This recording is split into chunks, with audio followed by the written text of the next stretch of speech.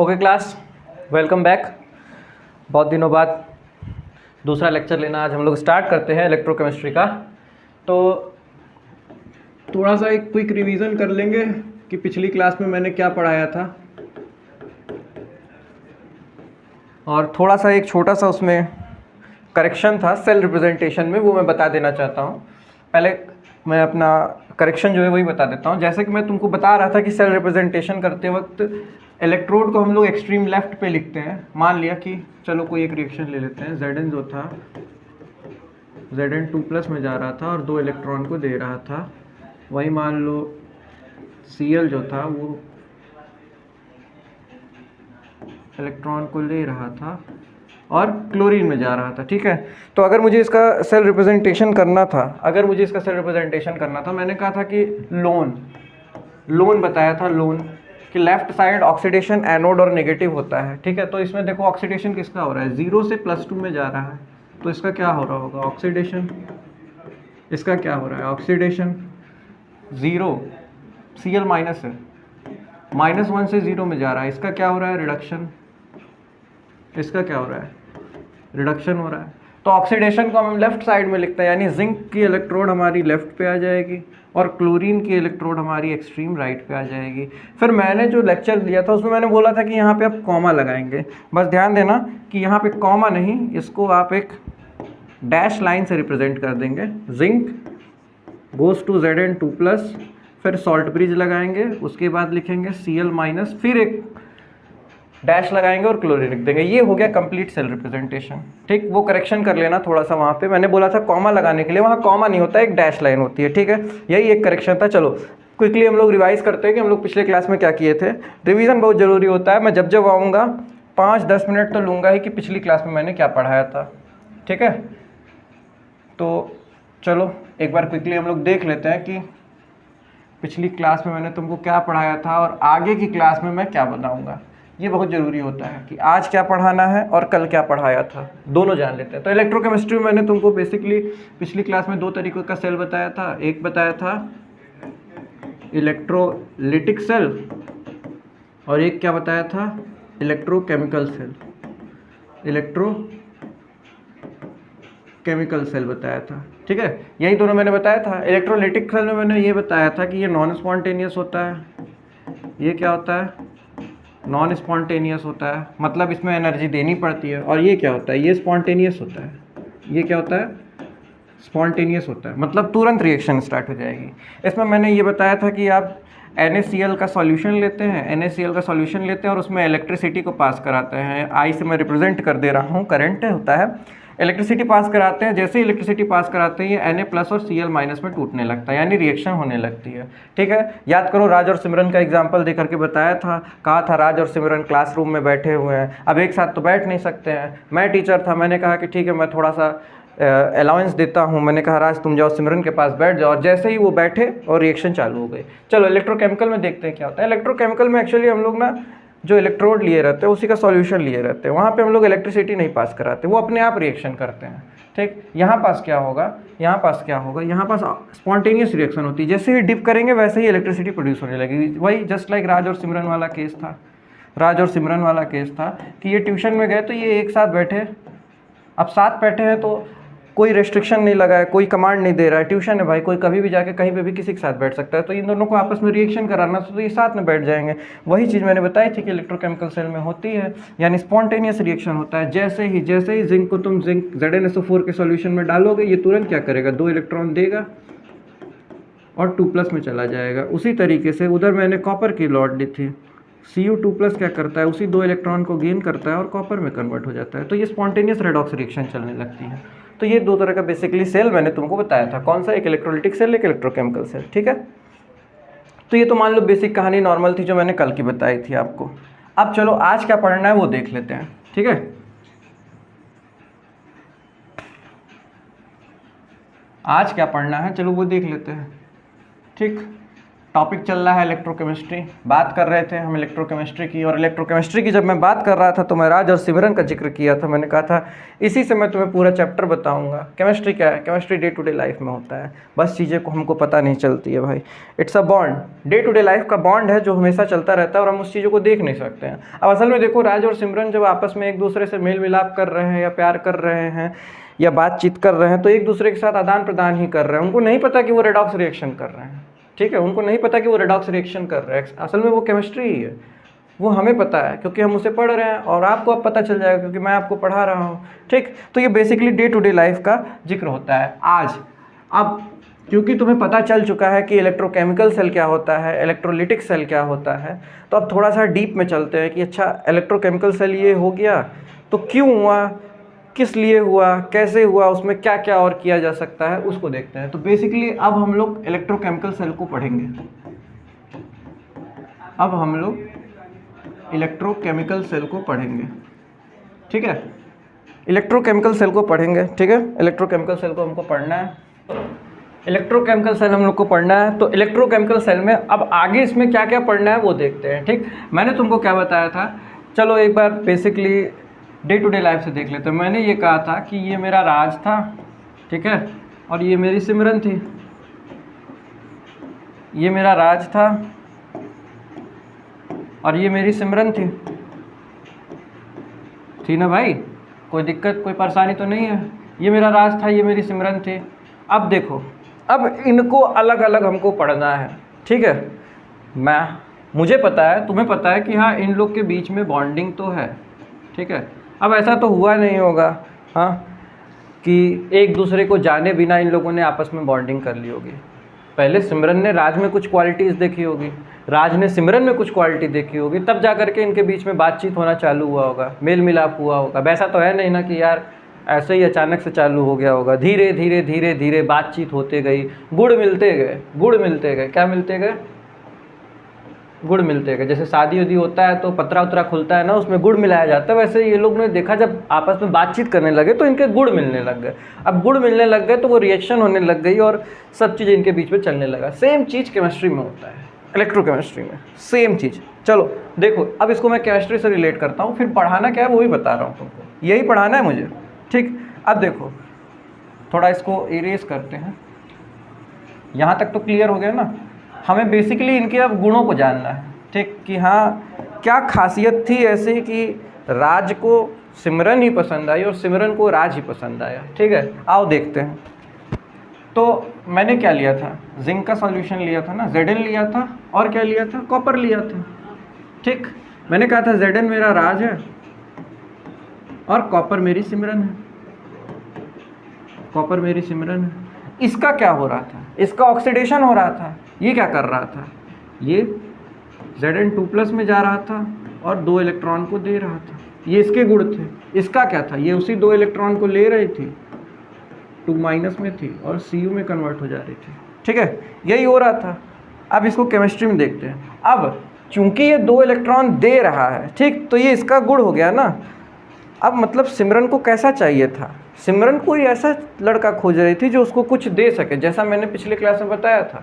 अब सिमरन ने देखा, जैसे कॉपर ने देखा कि जिंक 2 इलेक्ट्रॉन दे रहा है और कॉपर को उसी 2 इलेक्ट्रॉन की चाहत थी, तो उसने तुरंत जिंक के साथ रिएक्शन करना चालू कर दिया, यानी इलेक्ट्रिसिटी पास होने लगी। यानी एक गुण तो मैंने यही बता दिया, एक गुण मैंने यही बता दिया, एक गुण यहाँ बता दिया मैंने कि राज जो था वो 2 इलेक्ट्रॉन दे रहा था। राज की टेंडेंसी थी कि हाँ चलो मैं कॉम्प्रोमाइज़ कर लूँगा, मैं तुम्हें गिफ्ट वगैरह सब दे दूंगा। सिमरन की चाहत क्या थी, उसके जीवन में कोई ऐसा लड़का है जो उसको गिफ्ट दे, उससे बातचीत करे, उससे टाइम दे। 2 इलेक्ट्रॉन की कमी थी, ये 2 इलेक्ट्रॉन दे रहा था, ये उसने लेना चालू कर दिया।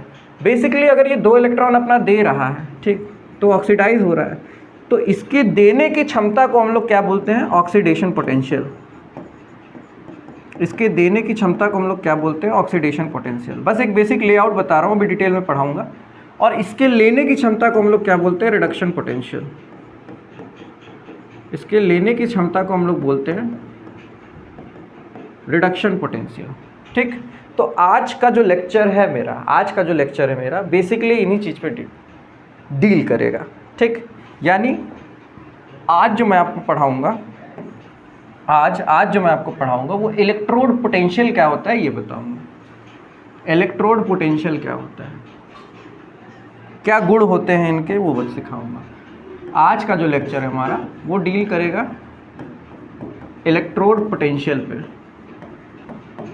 अब इलेक्ट्रोड पोटेंशियल जब पढ़ाऊंगा तो ये भी बताऊंगा कि इलेक्ट्रोड पोटेंशियल क्या होता है, ये किन किन फैक्टर्स पे डिपेंड करता है, ये किन किन फैक्टर्स पे डिपेंड करता है, और इस फैक्टर को गवर्न कौन करता है, इस फैक्टर को गवर्न कौन करता है। ठीक है, फिर जब इसको बताऊंगा तो ये भी बताऊंगा कि इलेक्ट्रोड पोटेंशियल अगर ऐसा है तो स्टैंडर्ड कंडीशन पे ये कैसा होगा, स्टैंडर्ड कंडीशन पे क्या होगा, अगर स्टैंडर्ड कंडीशन लगा दी जाए तो क्या इलेक्ट्रोड पोटेंशियल बदल जाएगा, उसमें क्या क्या चेंजेस आएंगे वो भी देखते हैं। चलो, तो बेसिकली आज का जो हमारा लेक्चर है वो पूरा इलेक्ट्रोड पोटेंशियल को डेडिकेटेड रहेगा। आज के लेक्चर के बाद से इलेक्ट्रोड पोटेंशियल में मुझे नहीं लगता कि कभी भी तुम लोग को कोई दिक्कत आएगी। हम लोग stick to the point NCERT एक एक करके कवर करेंगे, ठीक है, और एनसीईआरटी का एक एक टॉपिक हम लोग कवर करेंगे। चलो, तो इलेक्ट्रोड पोटेंशियल की मैं बात करता हूँ।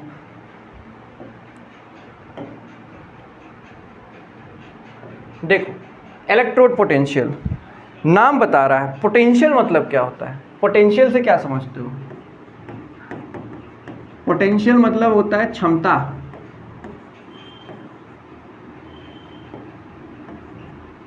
धमता लिख दिया मैं, सॉरी,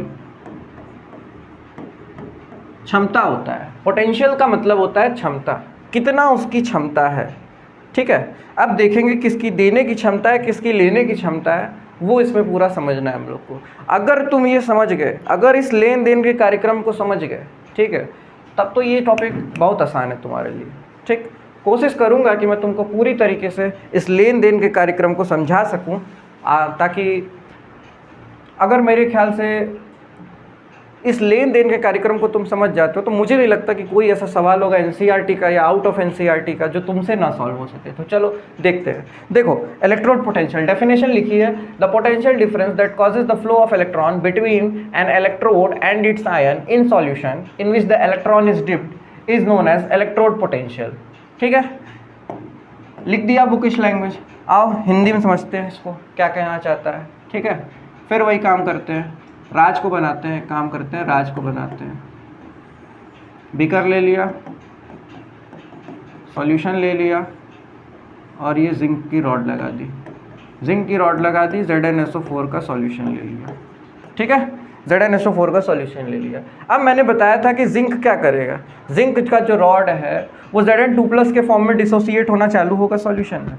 ये धीरे धीरे टूट करके इसमें Zn2+ के फॉर्म में आने लगेगा कि नहीं आने लगेगा। ठीक है, तो राज क्या करेगा, Zn2+ में कन्वर्ट हो जाएगा, Zn2+ में कन्वर्ट हो जाएगा और 2 इलेक्ट्रॉन को दे देगा। अब देखो जरा क्या हो रहा है, ये 2+++++ में जा रहा है, ठीक, और इलेक्ट्रॉन दे रहा है, इलेक्ट्रॉन दे रहा है, इलेक्ट्रॉन को दे रहा है, इलेक्ट्रॉन को दे रहा है। तो प्लस और माइनस मिलके क्या कर रहे होंगे, एक पोटेंशियल क्रिएट कर रहे होंगे ना, एक पोटेंशियल क्रिएट कर रहे होंगे।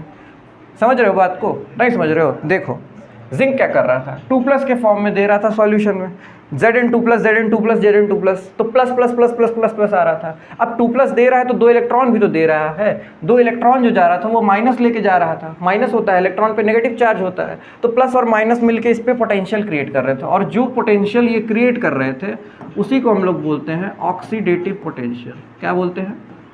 Oxidative potential, oxidative potential. ठीक है, अब मैं टीचर हूँ, मेरी क्षमता है कि मैं तुमको ज्ञान दे सकूँ। ठीक है, कितना ज्ञान दे सकता हूँ वो मेरे ऊपर डिपेंड करता है ना। तो मैं तुम्हारे लिए क्या हूँ, एक तरीके से ऑक्सीडेटिव पोटेंशियल का काम कर रहा हूँ। ठीक है, जितना मैं तुमको दे सकता हूँ उतना मैं तुम्हें दे रहा हूँ। तुम मेरे लिए क्या हो, तुम मुझसे ले रहे हो। जितना ज्ञान मैं दे रहा हूँ उतना ज्ञान की तुमको आवश्यकता है, उतनी ज्ञान तुम मुझसे ले रहे हो, तो तुम्हारा क्या हो रहा होगा, तुम्हारा रिडक्शन हो रहा होगा, तुम रिडक्शन पोटेंशियल की तरह काम करोगे।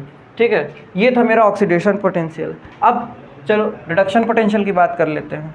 तो ठीक है, यही सॉल्यूशन रहेगा, बस ये जिंक हटाते हैं, यहाँ से जिंक को हटाते हैं, Zn की रॉड को हटाते हैं, Zn की रॉड को हटाते हैं, यहाँ पे मैं कॉपर की रॉड ला देता हूँ और ये CuSO4 का सॉल्यूशन कर देता हूँ, रिएक्शन बिटा रहा हूँ। कॉपर को हटा करके अगर मैं CuSO4 का सॉल्यूशन यहाँ पे रख दूँ तो अब क्या होगा कहानी। देखो कॉपर है, ठीक है, CuSO4 का सॉल्यूशन है, ये किस में टूटेगा, ये टूटेगा किस में, Cu2+ में, और SO4- में टूटेगा, SO4- में टूटेगा। ये जो Cu2+ है, ये जो Cu2+ है, वो इलेक्ट्रॉन जो आ रहा था उसी 2 इलेक्ट्रॉन को लेना चालू कर देगा, और लेगा, ठीक है। ध्यान देना सॉल्यूशन में क्या है, Cu2+ है, ये प्लस प्लस प्लस प्लस, ये माइनस माइनस माइनस माइनस, फिर से क्या है, पोटेंशियल क्रिएट हो गई ना, एक पोटेंशियल वहाँ पे क्रिएट हुई थी, एक पोटेंशियल यहाँ पे क्रिएट हो गई। अंतर क्या है, वहाँ पे रॉड दे रहा था तब पोटेंशियल क्रिएट हो रहा था, यहाँ पे सॉल्यूशन में 2+ है और वो ले करके रॉड में डिपॉजिट हो जा रहा है, तो उसका रिडक्शन हो रहा है। यहाँ पे हम इसको बोल देंगे रिडक्शन पोटेंशियल। क्या बोल देंगे, रिडक्शन पोटेंशियल बोल देंगे, ठीक है। तो एक होता है हमारा ऑक्सीडेशन पोटेंशियल और एक होता है हमारा रिडक्शन पोटेंशियल। इन्हीं दोनों इलेक्ट्रोड की पोटेंशियल को अगर हम लोग स्टडी करते हैं तो उसी को इलेक्ट्रोड पोटेंशियल बोलते हैं। डेफिनेशन में भी देखो कुछ ऐसा रॉकेट नहीं लिखा हुआ है, वही चीज़ लिखा हुआ है, क्या लिखा है, the potential difference that cause the flow of electron between an electrode and its ion in solution which is deep is known as electrode potential। ठीक है, जिंक क्या कर रहा था, और डायग्राम से समझो, जिंक क्या कर रहा था, Zn2+ में जा रहा था, और 2 इलेक्ट्रॉन को दे रहा था, ठीक है। तो इसके बीच में पोटेंशियल क्रिएट हो रहा था। CuSO4 में Cu+2 था, Cu2+ देखो 2 इलेक्ट्रॉन को लेकर के कॉपर में जा रहा है, वापस से कॉपर में जा रहा है, तो यहाँ पे भी तो एक पोटेंशियल क्रिएट हो रही है। Cu2+ क्या कर रहा है, उसी 2 इलेक्ट्रॉन को ले रहा है और कॉपर में चला जा रहा है, ठीक। तो यहाँ पे भी एक पोटेंशियल क्रिएट हो रही है, यहाँ पे भी एक पोटेंशियल क्रिएट हो रही है, दोनों इलेक्ट्रोड के बीच में एक पोटेंशियल क्रिएट हो रही है, तो उसको हम लोग इलेक्ट्रोड पोटेंशियल बोलते हैं। और आसानी से समझो, कैपेसिटर देखा है, कैपेसिटर फिजिक्स में पढ़ा होगा। कैपेसिटर क्या होता है, कैपेसिटर ऐसे 2 प्लेट होती हैं, ठीक है, 2 प्लेट होती हैं, एक प्लस चार्ज होता है और एक माइनस चार्ज होता है। कैपेसिटर कह लो, या और अच्छे एग्जांपल से समझाऊं तो पंखा, कंडेंसर लगा होता है, उसमें कुछ वाइट कलर का ऐसा होता है, इधर से 2 तार निकले होते हैं। कंडेंसर करता क्या है, एक्चुअली वो कैपेसिटर ही है। देखो पंखा चलाते हो, ठीक, स्विच ऑन किया तो ये कैपेसिटर का बहुत मेजर रोल होता है। ये कैपेसिटर क्या करता है, ये कैपेसिटर वो एनर्जी प्रोवाइड करता है जिससे हम पंखे को एक बार रोटेट कर सके। एक बार पंखा घूम गया तो फिर वो घूमने लगता है, यही काम होता है कैपेसिटर का। तो कैपेसिटर क्या करता है, अपने अंदर चार्ज स्टोर करता है। कैसे स्टोर करता है, एक चार्ज उसकी पॉजिटिव साइड प्लेट हो जाती है, जो एक साइड है कैपेसिटर का वो पॉजिटिवली चार्ज हो जाता है, और जो एक साइड है कैपेसिटर का वो नेगेटिवली चार्ज हो जाता है। तो पॉजिटिव और नेगेटिव मिलकर कुछ ना कुछ तो पोटेंशियल डिफरेंस क्रिएट कर देंगे ना, ये फिजिक्स है, ठीक है। अब यही पोटेंशियल डिफरेंस जो होता है वो क्या काम करता है, वो पंखा को थोड़ा सा घुमाने में मदद कर देता है। ये काम होता है कैपेसिटर का। कैपेसिटर देखो, कभी ख़राब कैपेसिटर लोगे और उसको अगर स्विच बोर्ड में लगा करके स्विच को ऑन करोगे कुछ सेकंड के लिए, फिर बंद करोगे, फिर यदि दोनों तार को छुआओगे तो उसमें से एक स्पार्क निकलेगा, ठीक है। अगर यही कैपेसिटर में लूँ और इसको सॉकेट में डाल दूँ, सॉकेट में डाल करके स्विच को ऑन करके ऑफ़ कर दूँ, उसके बाद इसको निकाल करके यदि मैं इन दोनों तार को सटाऊँगा तो इसमें से स्पार्क होगा, और ये एक बार होगा या 2 बार होगा, उसके बाद सटाओगे तो नहीं स्पार्क होगा। तो वो एक बार या 2 बार स्पार्क क्यों हो रहा है, वो एक बार या 2 बार स्पार्क इसलिए हो रहा है क्योंकि जैसे ही मैंने उसको चार्ज किया उसने तुरंत एक साइड अपने पॉजिटिव ले लिया, एक साइड अपने नेगेटिव ले लिया और पोटेंशियल डिफरेंस क्रिएट कर लिया। अब निकालने के बाद जैसे ही मैं दोनों तार को सटा रहा हूँ, ये इसी पोटेंशियल डिफरेंस को यूज़ करके वहाँ पे स्पार्क क्रिएट करा रहा है, तो यही चीज़ केमिस्ट्री में भी होती है, यही चीज़ इलेक्ट्रोकेमिकल सेल में भी होती है। ऑक्सीडेशन पोटेंशियल होता है, यानी जिंक के पास भी अपना एक पोटेंशियल है और कॉपर के पास भी अपना पोटेंशियल है। जिंक का पोटेंशियल क्या है, ऑक्सीडेटिव पोटेंशियल है, पॉजिटिव पोटेंशियल है, और कॉपर का क्या पोटेंशियल है, कॉपर का नेगेटिव पोटेंशियल है, रिडक्शन पोटेंशियल है। दोनों के पोटेंशियल को हम लोग ऐड कर देंगे तो ईएमएफ ऑफ सेल बन जाता है। आगे बताऊंगा, आज के लेक्चर में वो भी हमको कवर करना है, ठीक है। तो अभी तक की कहानी क्लियर हो गई होगी कि जिंक क्या कर रहा था, जिंक 2 इलेक्ट्रॉन दे करके पॉजिटिव पोटेंशियल जनरेट कर रहा था, और कॉपर क्या कर रहा था, वही 2 इलेक्ट्रॉन लेकर के रिडक्शन पोटेंशियल ले रहा था। अब देखो दिक्कत कहाँ पे आई, समझता हूँ तुम्हारे पास भी ये क्वेश्चन आया होगा तुम्हारे दिमाग में, और नहीं भी आया होगा तो कोई बात नहीं, आना चाहिए था। अब सुनो, ठीक, मैंने मान लिया था मेरे पास थे राज और सिमरन थे। अब ये था राज, ठीक है। अब राज के ऊपर स्टडी करना लोगों ने चालू किया, ठीक है। बॉन्डिंग बनी थी तो बाहरी आसपास के लोग तो देखेंगे ही उनको। अब उन्होंने देखना चालू किया कि यार इसमें क्या ऐसा गुण था जो मुझ में नहीं था कि सिमरन इसके पास चली गई मेरे पास नहीं आई, आओ देखते हैं। तो हुआ क्या, पर्सन 1 था, ये पर्सन 1 था और ये पर्सन 2 था, ठीक। 2 लोग और थे एडिशनल चाहने वाले, ठीक। दोनों ने बेसिकली राज के ऊपर अध्ययन करना चालू किया, स्टडी करना चालू किया, ठीक है। अब देखो एक क्या किया, एक जिंक लिया और देखा कि वो जा रहा था Zn2+ में और 2 इलेक्ट्रॉन में, ठीक। कोई गलती की क्या इसने? नहीं। ये क्या कर रहा था, ये कर रहा था कि Zn2+ 2 इलेक्ट्रॉन को ले करके Zn में जा रहा था। दोनों कर तो एक ही काम रहे थे, दोनों कर तो राज पे ही स्टडी रहे थे, ठीक। ये भी राज के गुण को चेक कर रहा था, ये भी राज के गुण को चेक कर रहा था, ठीक है। टैलेंट देख रहा था उसका। तो ये क्या कर रहा था, ये पहले राज को उठा रहा था और उसको सॉल्यूशन में डाल रहा था, तो देख रहा था कि वो 2 इलेक्ट्रॉन दे रहा है। ये क्या कर रहा था, सॉल्यूशन ले रहा था और उसमें राज को डाल रहा था। तो सॉल्यूशन ले रहा था तो उसमें Zn2+ के आयन थे और वो जिंक में कन्वर्ट हो रहे थे। तो इसने जब इसका पोटेंशियल निकाला, मैंने बताया था कि जैसे ही वो जाएगा पॉजिटिव नेगेटिव चार्ज क्रिएट हो जाएगा, तो उसका कुछ ना कुछ पोटेंशियल आएगा। इसने स्टडी किया, इसको मिला +0.6 वोल्ट। मान लो कि इसने देखा कि हाँ राज के पास क्या था ऐसा कि उसने सिमरन को पा लिया। तो उसने देखा कि नहीं यार राज के पास ना चेहरा बहुत अच्छा था, राज का चेहरा बहुत अच्छा था, ही वॉज गुड लुकिंग। तो उसने देखा कि +0.6 वोल्ट उसका पोटेंशियल आया। पर्सन 2 ने क्या स्टडी किया, पर्सन 2 ने उसकी पर्सनालिटी स्टडी की। उसने कहा नहीं चेहरा तो यार हमारा भी अच्छा है उसका भी अच्छा है, चेहरे से कोई वो नहीं होता है। राज की पर्सनालिटी अच्छी थी, मतलब बात करने का तरीका और वे ऑफ बिहेविंग। तो इसने जब वो चीज़ स्टडी किया तो इसने देखा कि इसका जो पोटेंशियल आ रहा था -0.6 वोल्ट आ रहा था, ठीक है। -0.6 वोल्ट आ रहा था। अब एक ही सेल है, एक का +0.6 वोल्ट आया, एक का -0.6 वोल्ट आया, दोनों एक ही चीज़ पे काम कर रहे थे। अब हमें कैसे पता चलेगा कि कौन सही था कौन गलत, कौन सही था कौन गलत? इस पे बहुत बड़ा सवाल बन के आता है, ठीक है। सही गलत का फैसला कहाँ पे होता है? अदालत में होता है, ठीक है। सही गलत का फैसला कहाँ पे होता है? अदालत में होता है। तो ये तो बेसिकली कोर्ट में जा नहीं सकते हैं। केमिस्ट्री के टर्म में बात करें तो केमिस्ट्री का कोर्ट सुप्रीम कोर्ट तो होता नहीं है। केमिस्ट्री का कोर्ट कौन होता है? IUPAC होता है, international union of pure and applied chemistry, IUPAC होता है। तो ये दोनों पर्सन क्या किए, IUPAC के पास गए, ठीक है। IUPAC के पास गए और उन्होंने अपना अपना तरीका बताया।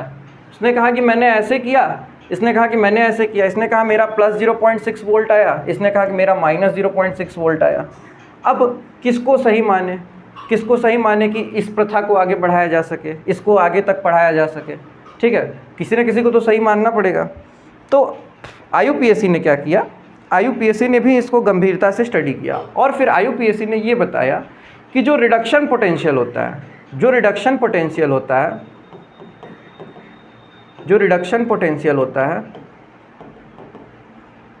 पोटेंशियल उसी को हम लोग लेंगे, उसी को हम लोग मानेंगे, ऑक्सीडेशन पोटेंशियल को नहीं मानेंगे।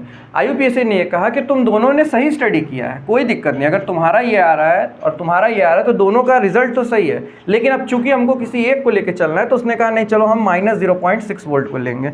यानी कि अगर ये दोनों पर्सन P1 और P2 फिर गए सिमरन के पास, मान लो समझने के लिए कि ये दोनों गए सिमरन के पास पूछने के लिए कि नहीं भाई देखो मैंने भी राज के बारे में जाना और मैंने भी जाना, मैंने उसकी चेहरा देखा, मैंने उसकी पर्सनालिटी देखी, P2 ने बताया। फिर उसने पूछा कि तुमको क्या पसंद है, तो सिमरन ने कहा भाई बोल तो तुम भी सही रहे हो, चेहरा भी उसका सही है, पर्सनालिटी भी उसकी सही है, लेकिन मैं जिससे इम्प्रेस हुई थी वो पर्सनालिटी थी, ठीक। तो IUPAC ने ये कहा कि रिडक्शन पोटेंशियल जो है उसको हम लोग मान के चलेंगे।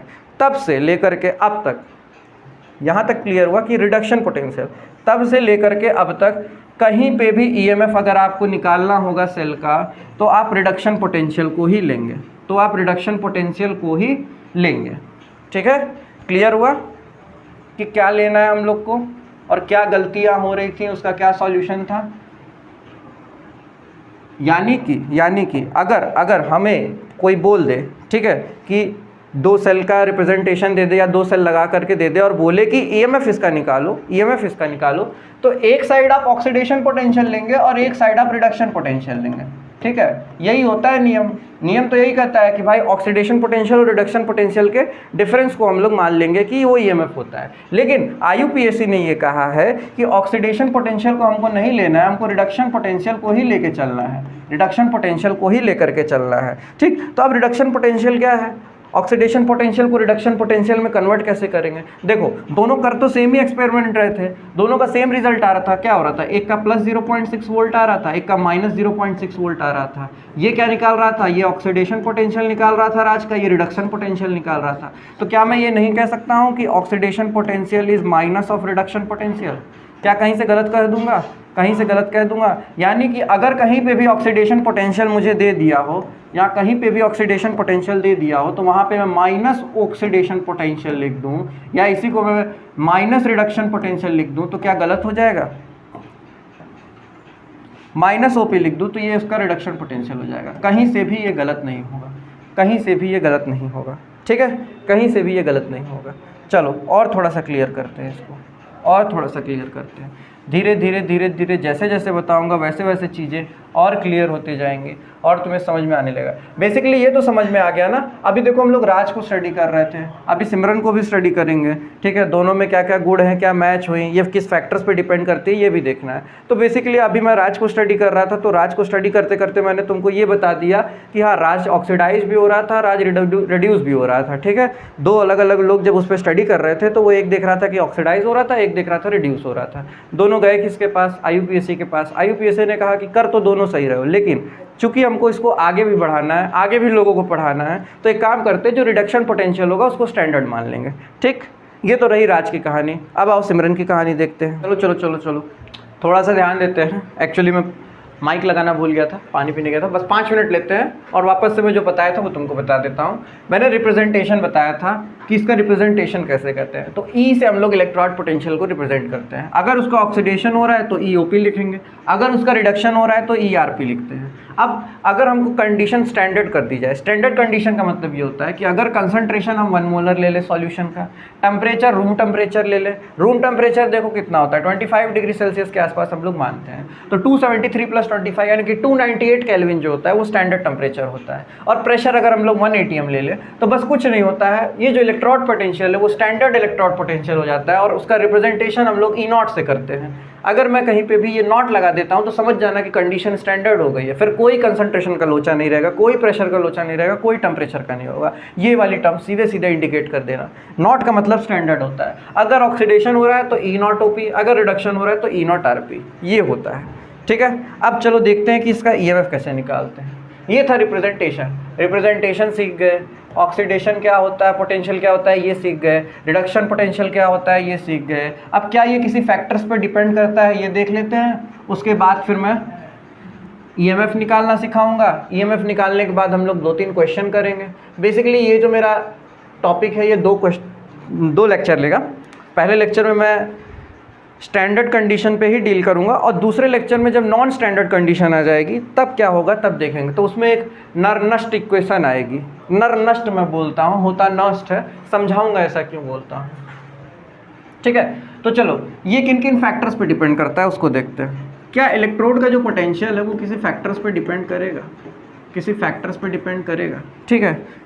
अगर राज की टेंडेंसी है कि वो 2 इलेक्ट्रॉन दे रहा है, यानी राज की टेंडेंसी अगर है कि वो अच्छा है, गुड लुकिंग है, नेचर है, तो कुछ ना कुछ तो फैक्टर होगा जिस पे वो अफेक्ट होगा। अब ऐसा तो है नहीं कि हमेशा अच्छा होगा, ठीक है।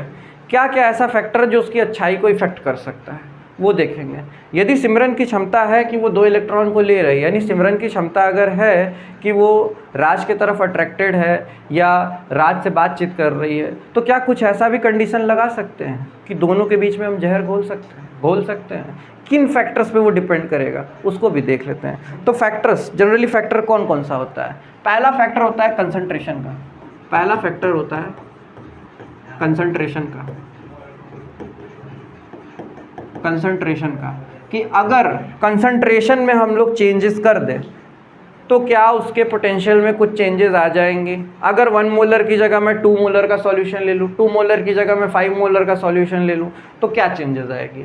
ठीक है, कहने का मतलब ये है कि मान लो कि ये राज था, ठीक है, राज था, इसकी टेंडेंसी थी ये सिमरन की तरफ अट्रैक्ट हुआ, ये सिमरन की तरफ अट्रैक्ट हुआ था, ठीक है, ये सिमरन की तरफ अट्रैक्ट हुआ था, तो उसने कुछ क्वालिटीज़ इसमें देखी होंगी तब अट्रैक्ट हुआ होगा। अब मैं क्या कर रहा हूँ, मैं थोड़ा सा फैक्टर को चेंज कर दे रहा हूँ। जैसे मान लिया कि राज की टेंडेंसी थी, राज की ये आदत थी कि राज सिमरन को लगातार अप्रोच करता था, बात करता था, गिफ्ट देता था, ठीक है। अब मैंने क्या किया, मैंने कंसंट्रेशन यानी राज की इस टेंडेंसी को और बढ़ा दिया, ठीक है। मान लो एक केस मैंने ले लिया कि मैंने राज की टेंडेंसी को बढ़ा दिया। अब राज क्या कर रहा है, राज जो गिफ्ट सिमरन को दे रहा था, मान लो कि राज को महीने में 2 गिफ्ट मिलते थे, 2 गिफ्ट मिलते थे और ये 2 गिफ्ट सिमरन को दे देता था, ठीक है। अब मैंने क्या किया, मैंने इसकी गिफ्ट की टेंडेंसी को बढ़ा दी, मैं इसको 4 गिफ्ट देने लगा हूँ, 4 गिफ्ट देने लगा हूँ। तो ये क्या करेगा, 2 पॉसिबिलिटी है, ये 2 गिफ्ट की जगह अब इसको 4 गिफ्ट देने लगेगा, ठीक है, 4 गिफ्ट देने लगेगा, ठीक। उससे क्या होगा, ये जो बॉन्ड था ये और मधुर हो जाएगा, और मधुर हो जाएगा, और मधुर हो जाएगा। भाई 2 दे रहा था अब 4 दे रहा है। दूसरी पॉसिबिलिटी ये है कि राज क्या करेगा, 2 गिफ्ट तो सिमरन को देगा और डबल गेम खेल जाएगा, 2 गिफ्ट किसी और को देने लगेगा, 2 गिफ्ट किसी और को देने लगेगा, ठीक है, 2 गिफ्ट किसी और को देने लगेगा। मान लो ये कोई एक्स पर्सन है, मान लिया प्राची आ गई, ठीक है, प्राची आ गई, ठीक है। 2 गिफ्ट तो सिमरन को दे रहा है और 2 गिफ्ट अब प्राची को देने लग गया। तो बेसिकली राज क्या कर रहा है, राज एक तरफ से तो अगर 2 गिफ्ट सिमरन को दे रहा था, ठीक है, अब मैंने इसकी टेंडेंसी बढ़ाई, 4 गिफ्ट कर दिया। तो 2 पॉसिबिलिटी है, पहली पॉसिबिलिटी ये है कि 4 के चारों गिफ्ट सिमरन को दे दे और अपने रिएक्शन को और तेज कर दे, ईएमएफ को बढ़ा ले, या अपनी बॉन्डिंग को और स्ट्रॉन्ग कर ले। दूसरा ये है कि 2 गिफ्ट इसको दे और 2 गिफ्ट किसी और को दे, तो ये डबल गेम खेल जाएगा, यानी कि सिमरन की टेंडेंसी को कमज़ोर कर देगा। अब सिमरन को इस पे क्या होने लगेगा, डाउट, शक। ये जो शक है ना, बहुत बुरी चीज़ होती है। चलो अब इसको केमिस्ट्री के संदर्भ में समझते हैं, कि कंसंट्रेशन क्या करता है, कंसंट्रेशन क्या करता है।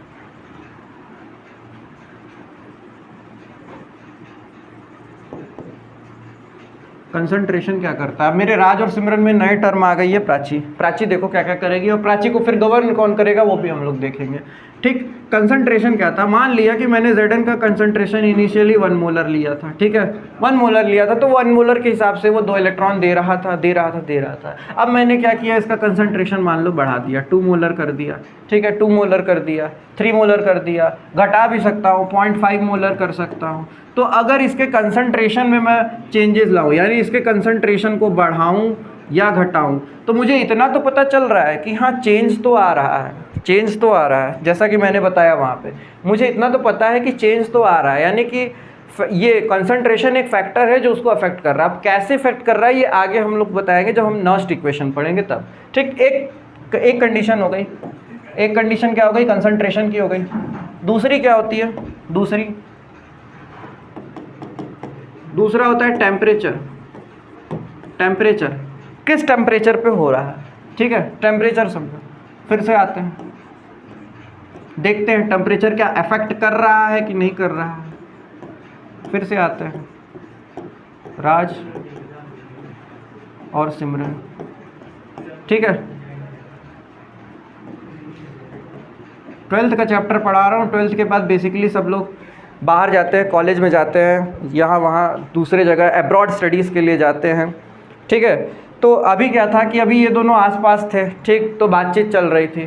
टेम्परेचर मैंने बढ़ाया, यानी मैंने क्या किया, ये 12th पास हो गए। अब राज के पापा ने कहा नहीं तुम जाओ AU में पढ़ो, सिमरन के पापा ने कहा नहीं तुम जाओ BHU में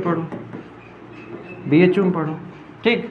तो टेम्परेचर बढ़ाने से चेंजेस तो आ गए, ठीक है। मैंने जैसे ही ये 12th पास किए, इसमें रिलेट करूँगा, मान लो ऐसा हुआ कि 12th पास हो गए ये दोनों। 12th पास होने के बाद राज ने AU में एडमिशन ले लिया, सिमरन ने BHU में एडमिशन ले लिया, ठीक है।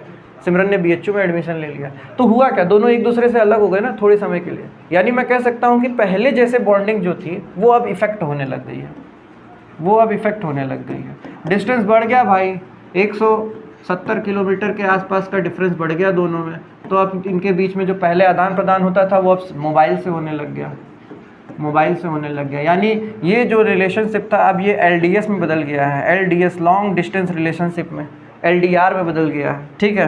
तो टेम्परेचर जो है वो इफेक्ट कर रहा है। अब आप केमिस्ट्री में आते हैं कि टेम्परेचर को ये कैसे इफेक्ट करता है। इतना तो पता चल गया ना कि हाँ 12th पास करने के बाद कुछ ना कुछ तो रिलेशनशिप में चेंजेस आएंगे, आए भी भाई, आए भी। आओ देखते हैं केमिस्ट्री में कैसे होता है, आओ देखें केमिस्ट्री में कैसे होता है। मान लिया कि इनिशियली हमने 298 केल्विन पे रिएक्शन कराई थी, मैंने टेम्परेचर बढ़ा दिया। टेम्परेचर बढ़ाने से होगा क्या, रिएक्शन और तेज होने लगेंगे, और तेज जिंक आयन देने लगेगा। तो क्या EMF में चेंज आएगा? हाँ बिल्कुल चेंज आएगा।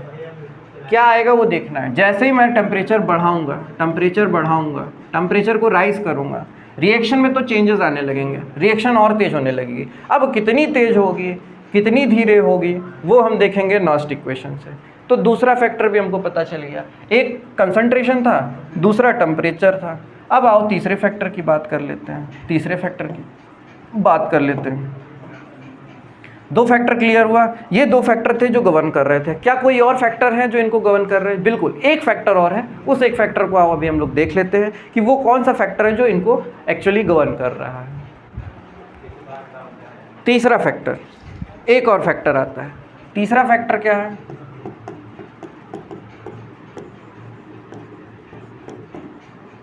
Nature of metal and it's ions. ठीक है, नेचर का मेटल का नेचर कैसा है और उसके आयन का नेचर कैसा है, उस पर भी ये डिपेंड करता है। आओ इसको समझते हैं। ठीक है, फिर से वही आते हैं हम लोग। ये हमारा राज, ये हमारा सिमरन।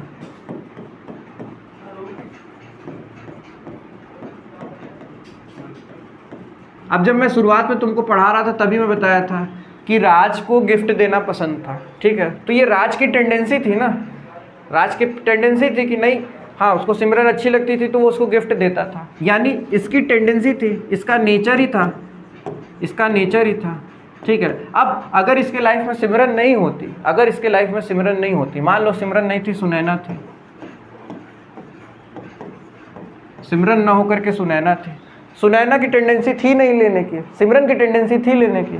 अब ये दो गिफ्ट अगर देना भी चाहेगा तो क्या ये लेगी? नहीं लेगी ना, नहीं लेगी, नहीं लेगी। उसकी टेंडेंसी नहीं, इसकी टेंडेंसी तो है देने की, लेकिन उसकी टेंडेंसी नहीं है लेने की। यानी कि ये मेटल के नेचर पे भी डिपेंड करता है और उसके आयन के नेचर पे भी डिपेंड करता है कि हाँ मेटल की टेंडेंसी है देने की, क्या दूसरे मेटल की टेंडेंसी है लेने की।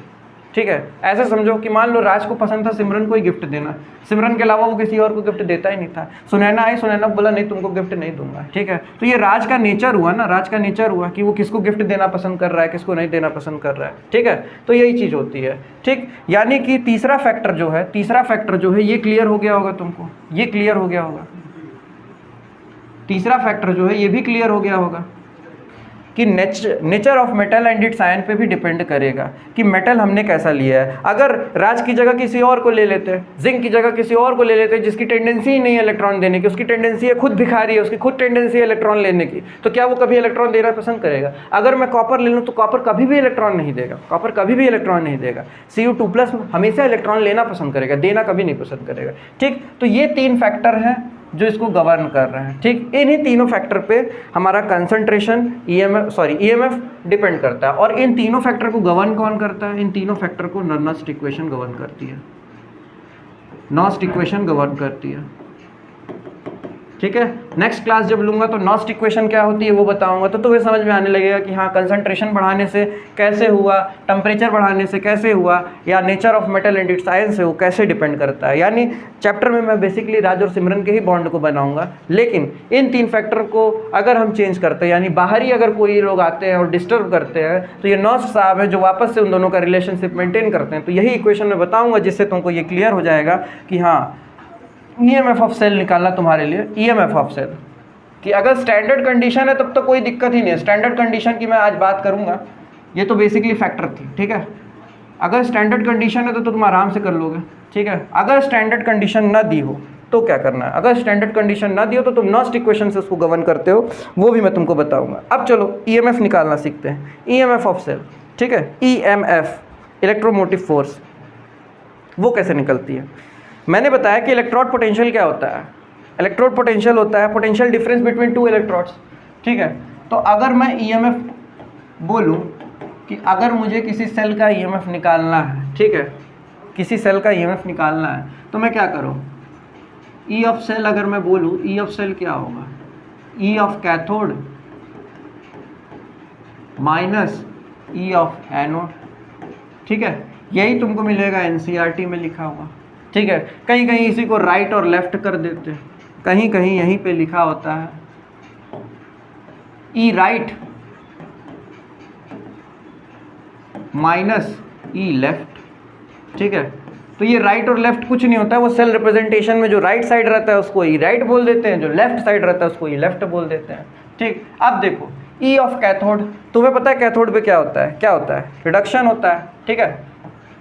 कैथोड पे रिडक्शन होता है, तो कोई दिक्कत ही नहीं था, कैथोड का तो ऐसा सच लिख दोगे। एनोड पे क्या होता है, एनोड पे ऑक्सीडेशन होता है, और आईयूपीएससी ने ये कह रखा है कि हमको ऑक्सीडेशन पोटेंशियल नहीं लेना, हमको रिडक्शन पोटेंशियल लेना है। हमको ऑक्सीडेशन पोटेंशियल ना लेकर के रिडक्शन पोटेंशियल लेना है, ठीक है। हमको ऑक्सीडेशन पोटेंशियल ना लेकर के रिडक्शन पोटेंशियल लेना है। तो क्या करोगे भाई, ई ऑफ एनोड हमको पता है, एनोड का लेना है ना, तो वहाँ पे तो ऑक्सीडेशन पोटेंशियल होता है। मैंने एक रिलेशनशिप तुमको बताई थी कि E oxidation potential is equal to minus E reduction potential. बस इसी को यहाँ पे पुट कर दोगे, इसी को यहाँ पे पुट कर दोगे तो कोई दिक्कत नहीं होगी। हम लोग आईयूपीएससी को भी सेटिस्फाई कर देंगे और सिस्टम भी हमारा काम कर ले जाएगा। तो ये होता है बेसिकली ईएमएफ निकालने का फॉर्मूला। अब अगर स्टैंडर्ड कंडीशन दे दे तो क्या करें, अगर स्टैंडर्ड कंडीशन दे दे तो क्या करें, आगे चलो आगे बढ़ते हैं, ठीक है। थोड़ा ये देखना यहाँ पे, ये जो होता है इसको हम लोग ये लिख सकते हैं कि ई ऑक्सीडेशन पोटेंशियल जो होता है वो माइनस ई रिडक्शन पोटेंशियल होता है, ठीक है।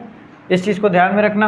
अब क्या है, ऑक्सीडेशन पोटेंशियल को अगर हम लोग को रिडक्शन पोटेंशियल के टर्म्स में लिखना रहेगा तो कुछ नहीं, माइनस लगा देंगे, जो भी दिया रहेगा उसके सामने माइनस लगा देना, सबसे इजी तरीका है। अगर प्लस 0.76 लिखा है तो ठीक है, हमको कुछ नहीं करना, हमको माइनस 0.76 लिख देना, हम यहाँ पे पहुँच जाएंगे। चलो आगे बढ़ते हैं, ठीक है।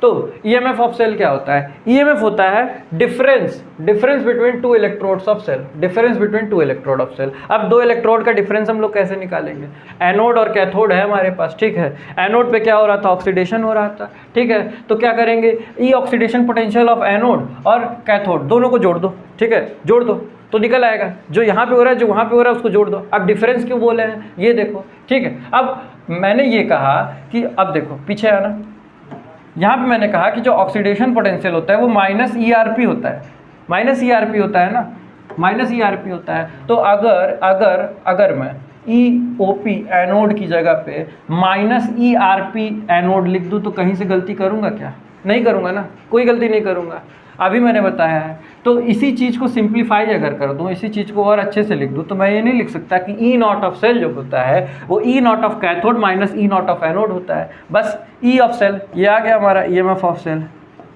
ईएमएफ ऑफ सेल हमारा निकल के आ गया, ठीक है। अब देखो अगर स्टैंडर्ड कंडीशन दे दे, अगर स्टैंडर्ड कंडीशन दे दे, कुछ नहीं करना है, कुछ नहीं, ई की जगह पे ई नॉट आ जाएगा, ठीक है, ई नॉट ऑफ सेल हो जाएगा, ई नॉट ऑफ कैथोड हो जाएगा minus E naught of anode हो जाएगा। ये हो जाएगा अगर स्टैंडर्ड दिया हो, अगर स्टैंडर्ड कंडीशन दिया हो।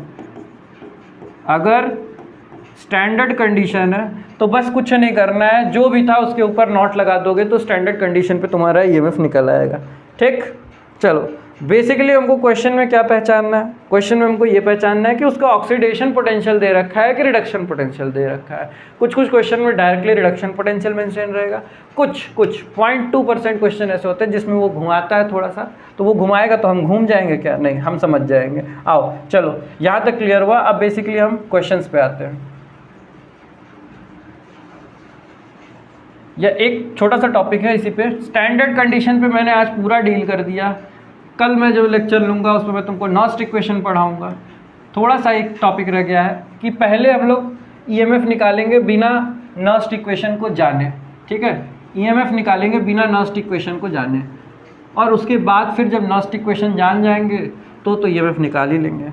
तो ठीक है, पहले हम लोग कोशिश करते हैं कि ईएमएफ को बिना नॉस्ट इक्वेशन के कैसे निकाला जाए। पॉसिबल है, निकाल सकते हैं। यानी कि हम क्या करेंगे, हम उन दोनों के बीच की जो स्टडी है, राज और सिमरन को स्टडी करने जा रहे हैं, ठीक, कि उनके बीच में आखिर चल क्या रहा है वो देखना पसंद करेंगे। तो क्या उसको हम स्टैंडर्ड कंडीशन के नॉस्ट इक्वेशन के बिना भी जान सकते हैं, वो भी देखेंगे। तो चलो आओ देखते हैं, पहले एक बार बिना नॉस्ट इक्वेशन के कोशिश करते हैं कि क्या हम उसको कर सकते हैं कि नहीं कर सकते हैं। आओ चलो उसको देखते हैं।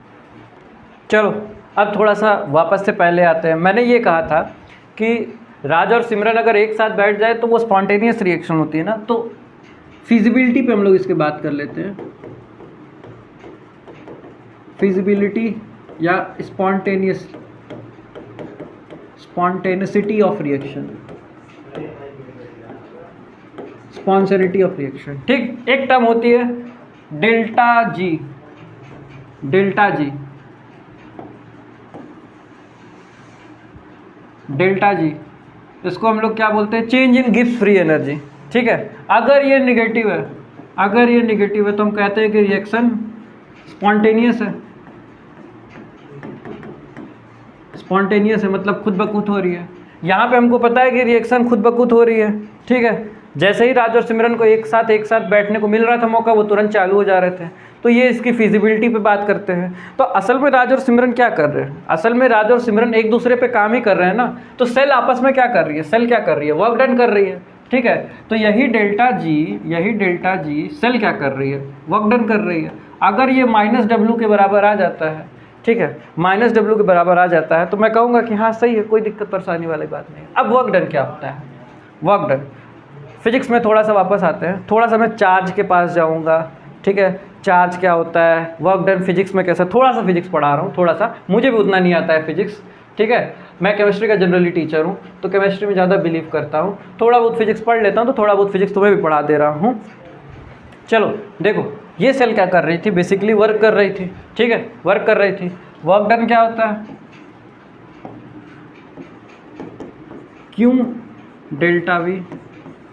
कहीं से भी अगर हमको चार्ज के बारे में पता चल जाए, चार्ज के बारे में पता चल जाए तो हम क्या वर्क डन नहीं निकाल लेंगे, क्या नहीं निकाल लेंगे, निकाल लेंगे। अब आओ देखो चार्ज पे कैसे पता करते हैं।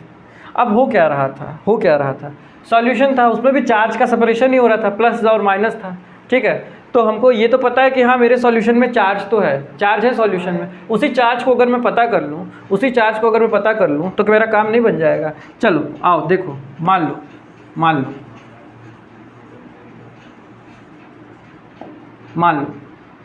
ठीक है, मान लिया कि एक इलेक्ट्रॉन है, ठीक है, जिंक ने एक इलेक्ट्रॉन दिया। इस एक इलेक्ट्रॉन पे कितना चार्ज आ रहा होगा, इस एक इलेक्ट्रॉन पे चार्ज आ रहा होगा 1.67 इंटू 10⁻⁻27 का, ठीक है। अब जिंक क्या है, एक इलेक्ट्रॉन तो दे नहीं रहा होगा, कई सारे इलेक्ट्रॉन दे रहा होगा, 1 2 दे रहा होगा, 3 दे रहा होगा, 4 दे रहा होगा, n नंबर ऑफ इलेक्ट्रॉन दे रहा होगा।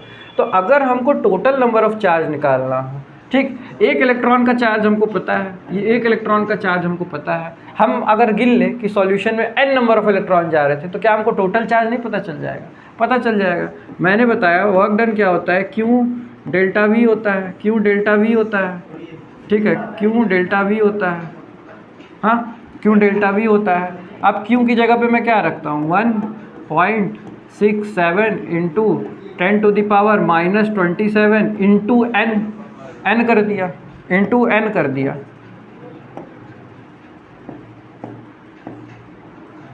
इंटू n कर दिया। मान लिया कि n नंबर ऑफ इलेक्ट्रॉन थे, ठीक है। और डेल्टा वी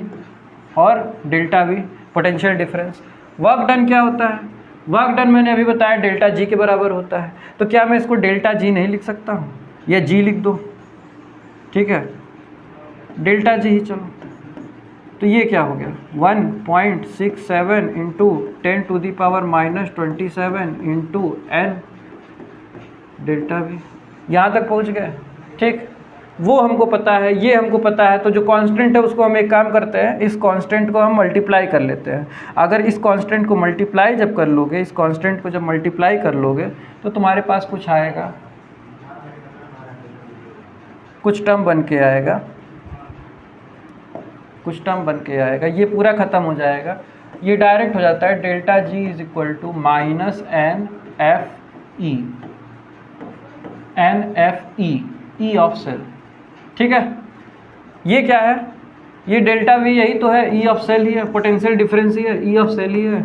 ये था, इस टर्म को मैंने कैलकुलेट कर लिया। ठीक है, जो टोटल चार्जेस थे उनको कैलकुलेट कर लिया, और जब इसको कैलकुलेट किया तो ये आया मेरा 96500 के आसपास। इसी को हम लोग बोलते हैं 1 फैराडे। 96500 कूलाम जो होता है वो 1 फैराडे के इक्वल होता है। तो ये 96500 के इक्वल आ रहा था, तो मैंने डेल्टा जी को माइनस एन एफ ई लिख दिया। यहाँ पे जो माइनस था, उसको यहाँ पे शिफ्ट कर दिया है। ठीक, थोड़ा सा मैथ से समझ लेना। तो मेरा क्या डेल्टा जी नहीं आ गया क्या, वर्क डन बाय सेल नहीं निकल गया, निकल गया, minus n F E cell आ गया। इस फॉर्मूले को अपने दिमाग में बैठा लो,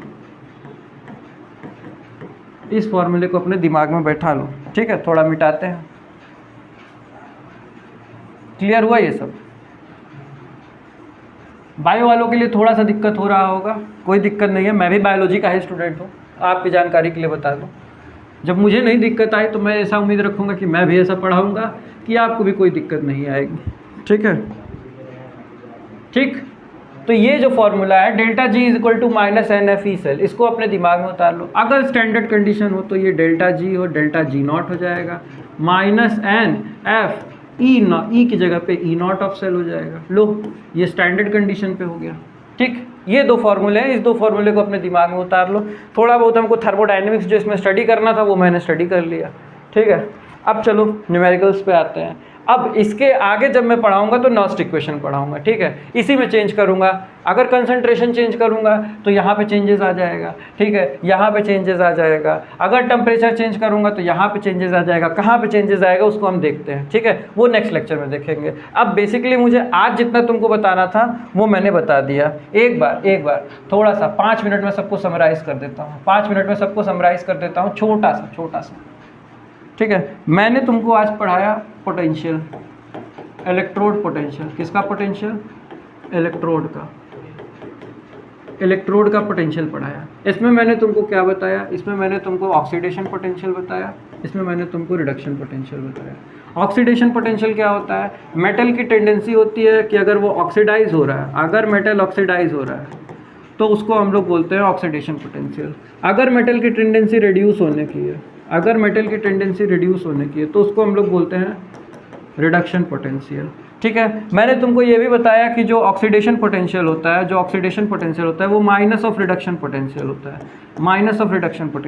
है। और मैंने तुमको ये बताया, ई ऑफ सेल निकालने का तरीका बताया कि ई of cathode minus E of anode होता है, ई of cathode minus E of anode होता है। और यही अगर स्टैंडर्ड कंडीशन हो जाए तो ई की जगह पे ई नॉट ऑफ सेल हो जाता है, ई नॉट ऑफ कैथोड हो जाता है, minus E naught of anode हो जाता है। ठीक है, ये इतना चीज़ मैंने बताया तुमको। अब इसी दो पे हम लोग आज न्यूमेरिकल्स करते हैं। ठीक है, कुछ क्वेश्चन है, आओ उसको देख लेते हैं, फिर उसके बाद आगे बढ़ जाएंगे।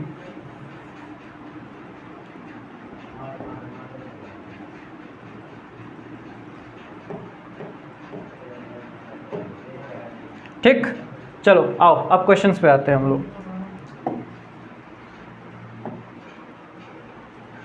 देखो, सब में हमको ई नॉट ऑफ सेल निकालना है। ई नॉट लग गया यानी कि स्टैंडर्ड कंडीशन आ गई।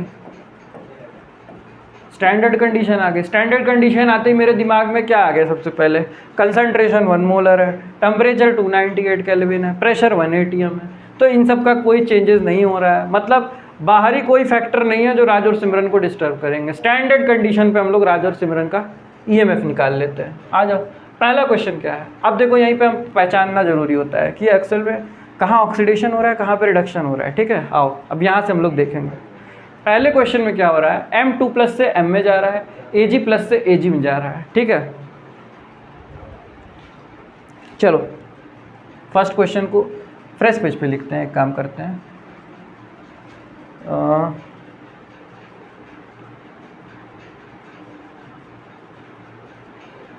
यहीं बगल में ही सॉल्व कर लेते हैं ना, क्या दिक्कत है।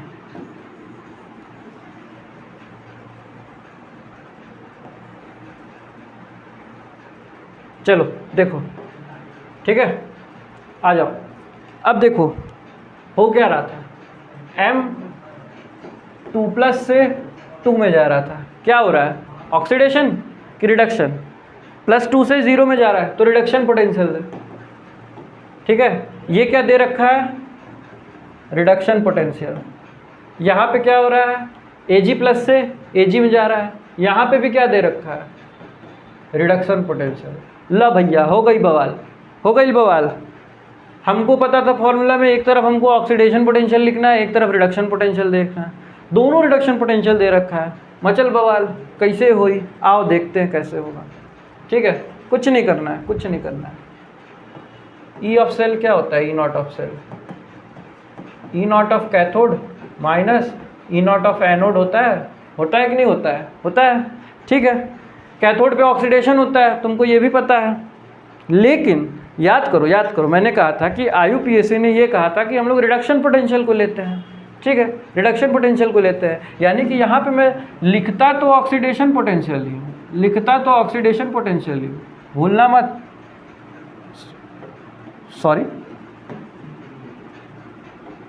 लिखता तो मैं वहाँ पे ऑक्सीडेशन पोटेंशियल ही हूँ, लेकिन उसका क्योंकि रिडक्शन पोटेंशियल ही हम लोग को लेना रहता है, तो वो यहाँ पे ऑलरेडी मेंशन है, यहाँ पे ऑलरेडी मेंशन है, यहाँ पे ऑलरेडी मेंशन है, ठीक है। मेंशन कर दिया है तो डायरेक्ट ले लोगे। अब तुमको केवल यहाँ पे कैथोड और एनोड पहचानना है। जाहिर सी बात है, Ag+ Ag में जा रहा है, M2+ M में जा रहा है, चलो भाई डायरेक्ट पुट कर दो, क्योंकि डायरेक्ट तुमको रिडक्शन पोटेंशियल दे रखा है तो उसको डायरेक्ट यहाँ पे पुट कर दो। क्या करोगे, 0.80 माइनस ऑफ 0.25, ये हो जाएगा 0.80 प्लस 0.25, तो ये फाइनल आंसर हमारा हो जाएगा 1.05 वोल्ट। लो आ गया आंसर, कोई दिक्कत कोई परेशानी हो तो बताओ, ठीक है। चलो देखो, तो होगा तो इसका ऑक्सीडेशन ही, होगा तो इसका ऑक्सीडेशन ही, देना चाहिए था ऑक्सीडेशन पोटेंशियल, लेकिन पहले से ही हमको क्या दे रखा है, रिडक्शन पोटेंशियल दे रखा है, M2+ से M में जा रहा है, लिखना इसको चाहिए था M से M2+ में। लेकिन क्योंकि IUPAC ने ये कहा है कि रिडक्शन पोटेंशियल ही हम लोग लेंगे, तो अगर वो चीज़ पहले से ही दे रखी है, पहले से ही दे रखी है, अगर मैगी बनाई रखी हुई है, बनी बनाई रखी हुई है, तो क्यों मैगी ला करके बनाना, बस वही चीज़ है, बनी बनाई रखी हुई है, सिर्फ खाना है तो खा लोगे आराम से भाई।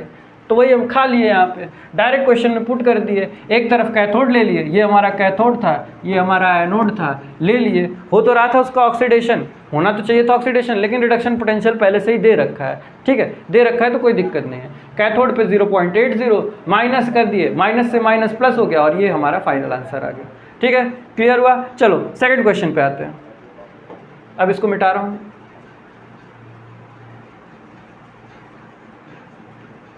तो पहचानना सीखो, पहचानना सीखो, पहचानना सीखो, दिमाग में इस चीज़ को बैठा लो, दिमाग में इस चीज़ को बैठा लो कि राज का होगा तो ऑक्सीडेशन ही, राज का होगा तो ऑक्सीडेशन ही, उसकी टेंडेंसी है गिफ्ट देने की, लेकिन क्योंकि समाज को पता ना चले कि वो सिमरन को गिफ्ट दे रहा है, इसलिए वो मान के चल रहा है कि मैं गिफ्ट नहीं दे रहा हूँ, वो मान के चल रहा है, ठीक, रिडक्शन पोटेंशियल मेंशन करके दे दिया है। आओ नेक्स्ट क्वेश्चन पे आते हैं, जैसे जैसे क्वेश्चन करेंगे वैसे वैसे क्लियर हो जाएगा, कभी कभी पकड़ा भी जाएंगे दोनों, वो भी देखेंगे। आओ देखो सेकंड क्वेश्चन क्या है, Zn2+ Zn में जा रहा है, ठीक है, Zn2+ Zn में जा रहा है, ठीक है, कितना दिया है, -0.76 वोल्ट, और इधर क्या है, Cu2+ Cu में जा रहा है, +0.34